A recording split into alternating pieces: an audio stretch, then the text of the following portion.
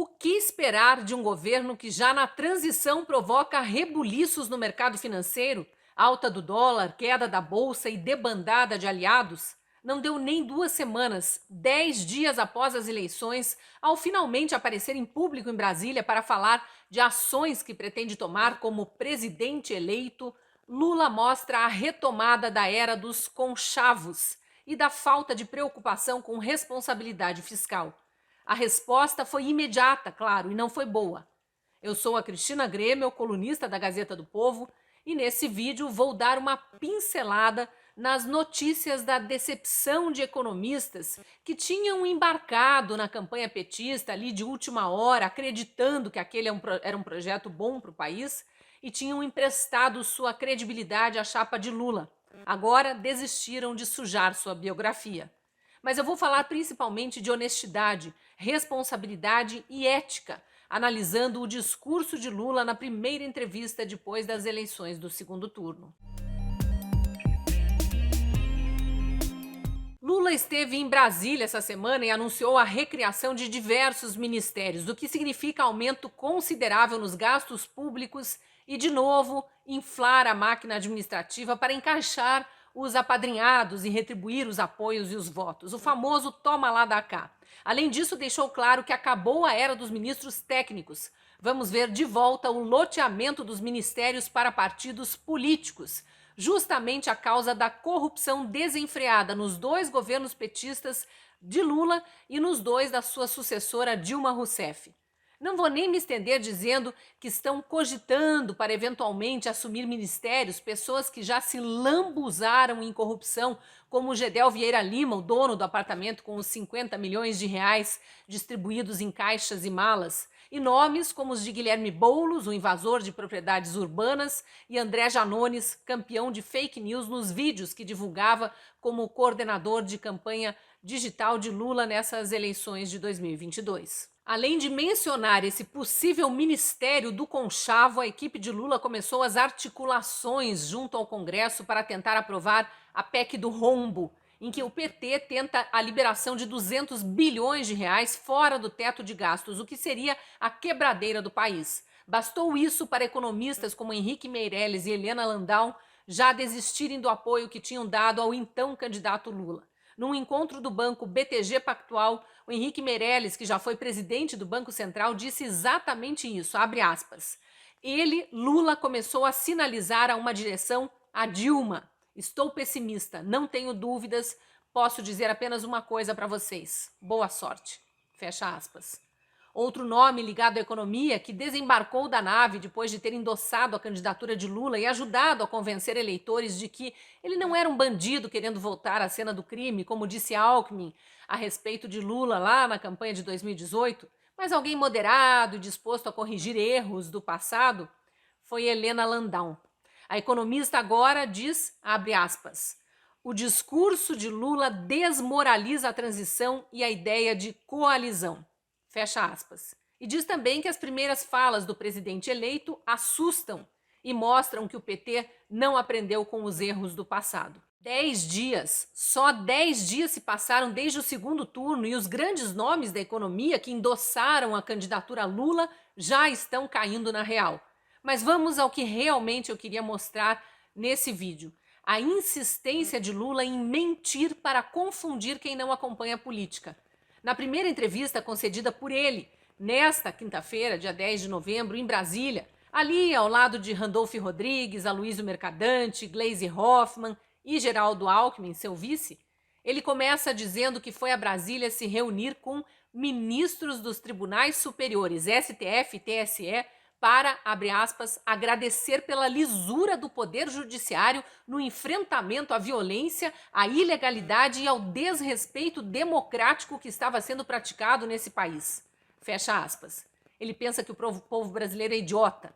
Acha que a população não viu a falta de lisura do Poder Judiciário e o desrespeito democrático do próprio Judiciário, que há anos vem passando por cima de instituições como a Procuradoria-Geral da República, ao ignorar o Ministério Público e decidir fazer investigações por conta própria, o que não é tarefa do Judiciário e sim do Ministério Público, ao ignorar pedidos de arquivamento de processos e insistir com inquéritos já classificados até por ex-ministro do próprio STF como inquérito do fim do mundo, como o das fake news, que nunca acaba, justamente para ser usado como instrumento de perseguição política, ao desrespeitar instituições como o Congresso Nacional, passando por cima do poder legislativo e legislando, quando sua função é julgar, como foi o caso da decisão de equiparar homofobia a racismo, coisa que deveria ter sido definida por lei e não pelo STF, ao desrespeitar a imunidade parlamentar e mandar prender deputado por crime que não existe no Código Penal, crime de opinião,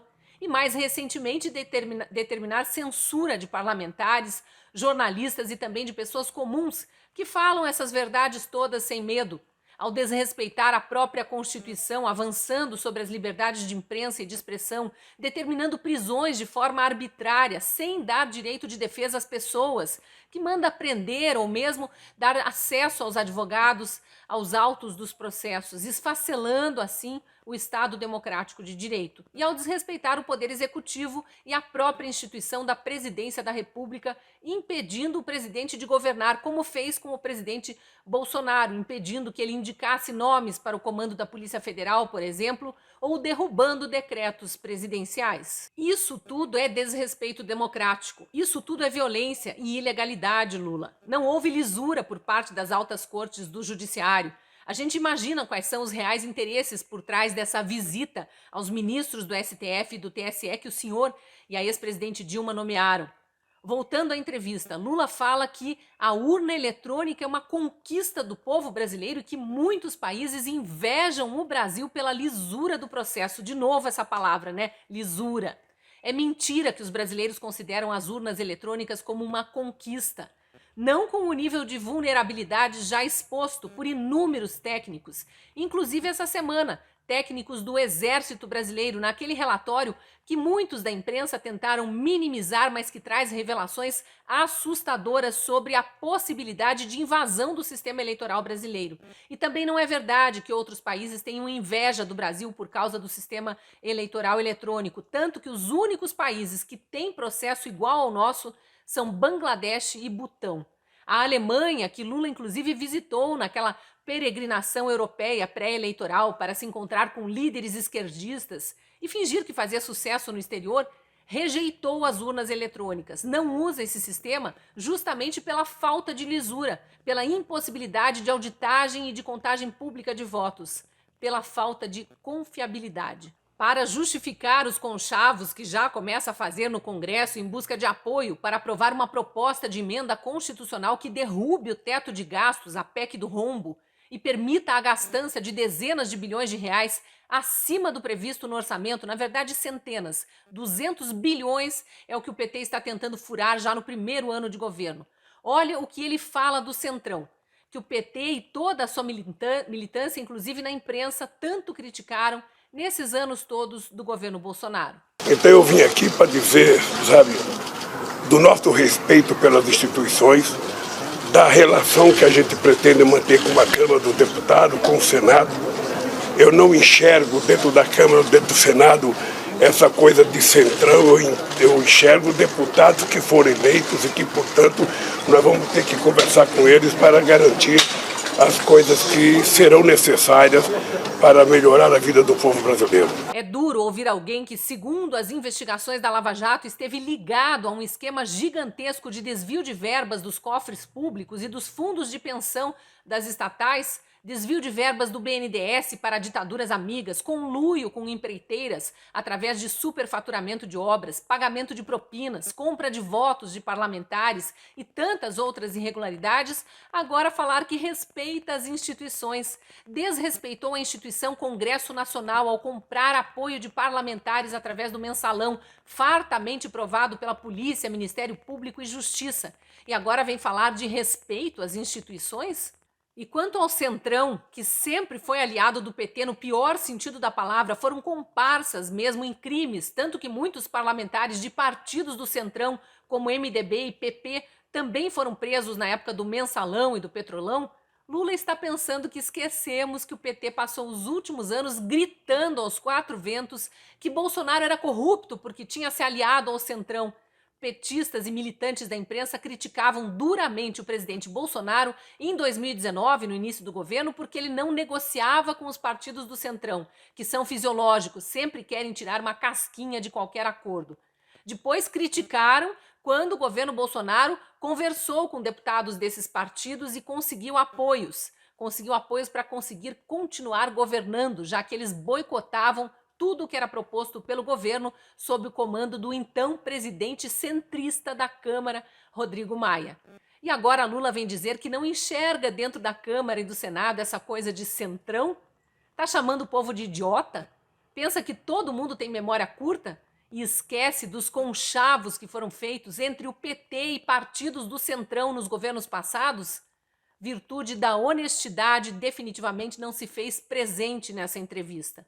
Em outro trecho, ele fala do problema das escolas fechadas na pandemia, sem mencionar que foram governadores e prefeitos que decidiram isso. E sem lembrar que muitos, inclusive, são do PT ou dos partidos com quem o PT se aliou durante a campanha ou tenta se aliar agora, dos partidos do Centrão. Nós temos uma dívida a resgatar com milhões de crianças que durante a pandemia não tiveram oportunidade de estudar e essas crianças estão, muito atrasadas em relação àquelas que puderam estudar. E aqui, além de não mencionar os reais culpados pelo atraso educacional das milhões de crianças que não puderam ir para a escola durante a pandemia, porque prefeitos e governadores cederam à pressão dos sindicatos dos professores, dominados por petistas, mesmo que médicos dissessem que as crianças não eram grupo de risco, e mesmo depois da vacinação em massa. Além disso, ele volta à velha estratégia de dividir a sociedade para colocar os menos privilegiados contra os que têm melhores condições de vida. Pobres contra ricos, a eterna ladainha. Quando diz essas crianças estão muito atrasadas em relação àquelas que puderam estudar, insinuando que crianças pobres não estudaram e crianças ricas estudaram, ele mente. Todas as escolas foram fechadas e não adianta dizer que criança de escola A, B ou C tinha computador e as das escolas X, Y, Z não tinham. Por isso, aprenderam mais as que eram de escolas particulares. As pesquisas que surgiram até agora sobre lockdown escolar mostram que os prejuízos provocados por escolas fechadas atingiram todo tipo de aluno, todo tipo de escola. Isso que ele faz na entrevista é ainda aquela velha tentativa da campanha de tentar jogar nas costas do presidente Bolsonaro a culpa por todos os males da pandemia. Falta honestidade. Mas nós estamos atentos. E aí ele diz que esse país vai voltar à normalidade e que ele tem certeza que os jornalistas ali presentes estão há uma semana dormindo mais tranquilos. Olha, em relação a essa última frase, eu acho que ele pode até estar certo.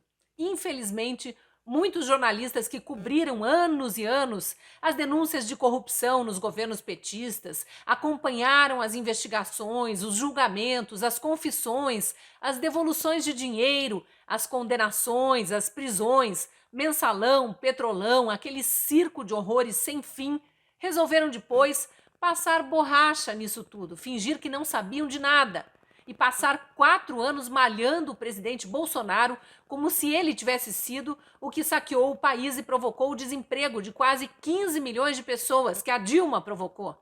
Foi a Dilma e o PT que provocaram tudo isso. Esses jornalistas podem até estar mesmo dormindo mais tranquilos, porque viraram apoiadores do PT e trabalharam dia e noite para eleger o Lula. No resto do país, aqueles 61,43% de eleitores que disseram não à volta de Lula e seus companheiros à presidência estão inquietos entre os que preferiram a reeleição do presidente Bolsonaro ou não queriam nenhum dos dois no governo, por isso votaram branco, nulo ou nem votaram. Muitos não estão dormindo, estão, aliás, nas ruas, protestando, pedindo transparência no processo eleitoral que eles têm o direito de questionar. A Constituição ainda garante liberdade de expressão aos brasileiros, e isso inclui, sim, questionar o que as pessoas quiserem, apesar dos incontáveis episódios de censura que estamos vendo a partir de ordens do TSE contestadas pelos maiores juristas do país. A Constituição também garante o direito à manifestação, que Lula sempre valorizou desde quando era sindicalista, mas agora finge que não fazia e até despreza. Essas pessoas que estão protestando, sinceramente, Essas pessoas não têm por que protestar. Essas pessoas deviam dar graças a Deus, sabe, pela diferença ter sido menor do que aquilo que nós merecíamos ter de voto.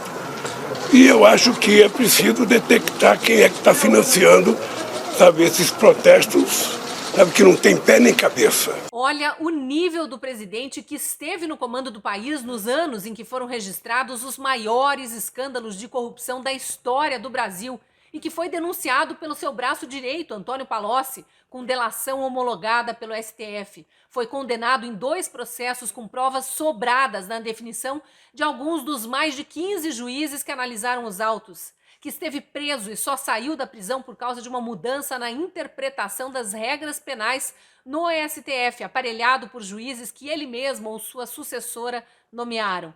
Ele diz que as manifestações não têm porquê de ser, que os protestos são sem pé nem cabeça. O povo brasileiro sabe o valor da honestidade, do respeito ao dinheiro do contribuinte, à coisa pública, ao que é dos outros. Não aceita pagar impostos e ver tudo desviado para a Caixa 2 de partidos que querem voltar ao poder a qualquer custo e dizem sem nenhum pudor que fazem o diabo para não perder as eleições, como fez a Dilma em 2014. E insinuar que as manifestações estão sendo pagas. Lula, os manifestantes de verde e amarelo gritam "eu vim de graça" e não é à toa. É porque eles não precisam de sanduíche nem de gorjeta distribuída em caminhões de sindicatos, como se costuma ver nos protestos do PT. Agora, as falas que apavoraram o mercado financeiro e economistas como Henrique Meirelles e Helena Landau. O recado da volta da gastança desenfreada, sem ter aquela preocupação básica de toda dona de casa, que é não gastar mais do que arrecada. E sem se preocupar com a lei do teto de gastos, que proíbe o governante de gastar mais do que arrecada. Lei, aliás, que foi aprovada no governo Temer e contra a qual o PT lutou, votou contra, porque gosta de gastar, como se não houvesse amanhã. Se depender de mim, dia 2, a gente já está colocando obras para funcionar, porque nós precisamos gerar emprego, distribuir renda e fazer esse país voltar a crescer. Nós não podemos ficar chorando, vai gastar. Eu quero dizer o seguinte, muita coisa que as pessoas falam que é gasto, eu acho que é investimento. A saúde é investimento, porque investir numa pessoa para ela não ficar doente é investimento. Farmácia popular é investimento para cuidar da vida das pessoas. Investir na educação não é gasto, é investimento. Nós precisamos, inclusive, mudar algumas nomenclaturas, porque tudo que a gente quer fazer é gasto, é gasto, é gasto, é gasto. Para quê? Para guardar dinheiro para pagar juros aos banqueiros? Não. Aqui cabe um primeiro comentário. A economia já voltou a crescer e faz tempo. O Brasil enfrentou a mesma pandemia que o resto do mundo, os mesmos problemas de aumento de preço dos combustíveis que o mundo enfrentou por causa da guerra da Ucrânia. Mas a equipe econômica do presidente Bolsonaro trabalhou direito e os resultados estão aí. O desemprego caiu pela metade em relação ao que era registrado no fim do governo Dilma, a inflação está sob controle, chegamos a ter 3 meses seguidos de deflação, enquanto que o resto do mundo está com os preços subindo sem parar.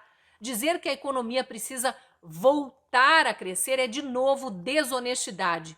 É claro que pode crescer, todos nós queremos que cresça e que haja ainda mais empregos, com mais responsabilidade fiscal e não às custas de gastança desenfreada, desrespeitando o teto de gastos e endividando o país. Mas prometeram muito na campanha, né? Fizeram aliança com Deus e o mundo e agora vão ter que cumprir para não serem desmascarados logo na largada. Aí vale tudo, até se fingir de honesto. Deixei para o fim do vídeo a farsa final revelada nessa entrevista. Não cabe ao presidente da República interferir no funcionamento da Câmara nem do Senado. Nós somos poderes autônomos.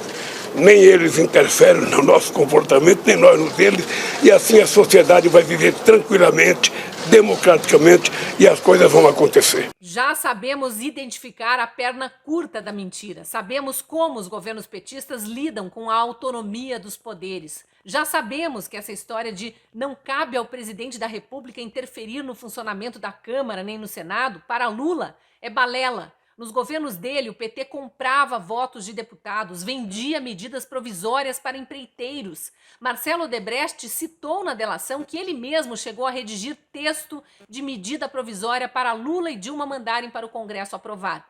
De novo, falta honestidade. A largada foi péssima. Os manifestantes continuam nas ruas e não é à toa. O mercado financeiro reage mal e não é à toa. Economistas, aliados de última hora, desembarcam da nave. Não é à toa. Atenção, Brasil, toda a vigilância é pouca. Guardem bem o que foi dito nessa primeira entrevista. A desonestidade foi escancarada no horário nobre da TV. Ao primeiro deslize precisa ser relembrada e cobrada.